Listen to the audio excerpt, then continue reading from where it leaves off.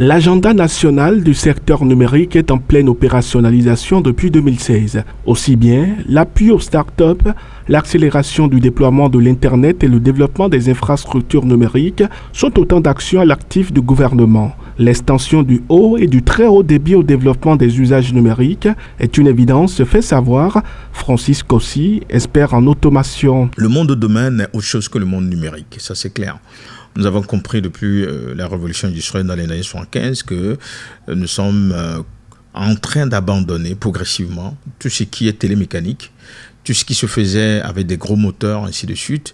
Nous allons vers les nanotechnologies, les sciences cognitives qui vont révolutionner dans les années à venir pratiquement nos attitudes comportementales et vont même passer à représenter des humains sur cette terre qui vont peut-être avoir les mêmes fonctions que nous les hommes.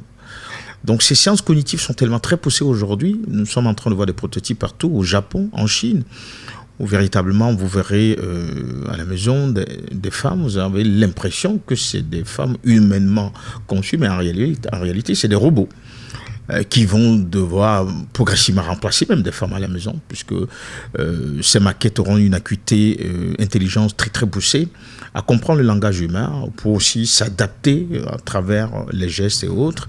Et ça va être une forte révolution et qui va bouleverser la vie sociale de demain. En dehors des sciences cognitives, nous avons aussi, je dirais, l'infotechnologie qui va véritablement aussi bouleverser le monde de la communication. On parlera désormais d'une communication hyper ciblée, c'est-à-dire qu'on verra l'homme dans son entité et savoir réellement ce qu'il a besoin et on lui présentera nécessairement tout ce que son cerveau aimerait recevoir en temps réel. Ainsi fait-il ressortir la poursuite et l'accélération de la dématérialisation des formalités d'obtention de certaines pièces administratives, le renforcement de la sécurité et de la confiance numérique ainsi que l'appui aux entreprises et aux jeunes sont entre autres projets qui impactent et qui font bouger le secteur du numérique. L'éducation reste et restera toujours l'épine dorsale de nos développements de demain. Et ça ne sert à rien de pouvoir amorcer autant de développement et ne pas avoir de la matière, la substantifique moelle pour pouvoir maintenir cet accroissement. L'essentiel pour nous aujourd'hui, c'est de pouvoir diriger cette génération à mieux comprendre les défis majeurs de demain et voir quelles sont les possibilités d'emploi, je dirais plutôt des sociétés de désintermédiation, qui doivent se créer dans les mois, dans les années qui sont devant nous. Et dès qu'on arrivera à mieux orienter cette jeunesse à travers l'innovation, le côté numérique et autres, c'est sûr qu'on aura réellement quelque panoplie d'emplois de façon transversale pour ce défi, pour ces générations qui s'offrent et qui est déjà là, qui est déjà présente et qui est en train de prendre de l'ampleur au fur et à mesure, puisqu'on voit que le niveau démographique ne fait que monter et partout. On peut pas dire aujourd'hui que il faut faire un passeport en un point. Donc aujourd'hui, avec le monde numérique, vous aurez des différents points de service partout. Au point même que nous ne sommes plus obligés de nous déplacer. Avec nos gadgets que nous avons dans nos mains, nous pouvons réellement, à travers les services qui sont sur le web un peu partout, avoir accès à ces plateformes. Donc la dématérialisation s'impose aujourd'hui dans nos habitudes comportementales.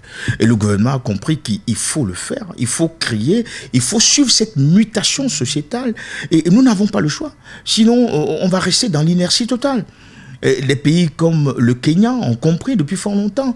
Vous allez au Rwanda, écoutez, les services sont partout. Vous payez vos factures partout à travers votre gadget, vos téléphones mobiles, ainsi de suite. Donc les plateformes vont s'étendre. C'est là où d'ailleurs qu'il y a des possibilités d'emploi pour la jeunesse.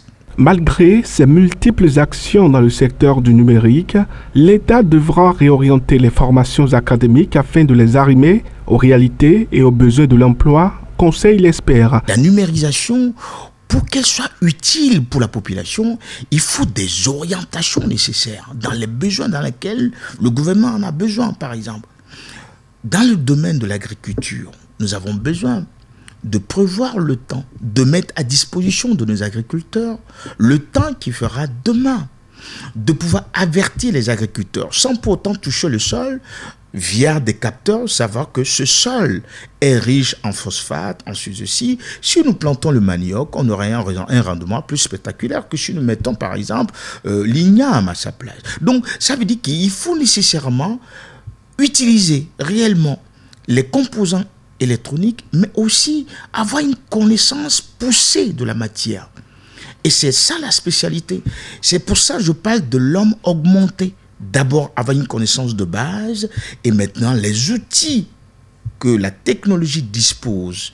Pour nous, aujourd'hui, nous pouvons les utiliser pour avoir des résultats très rapides, efficaces, efficients, permettant réellement de booster notre économie. Rappelons que le Bénin dispose depuis le 6 mai 2020 d'une stratégie nationale de sécurité numérique avec la création d'un cyberespace sécurisé pour une économie numérique attrayante.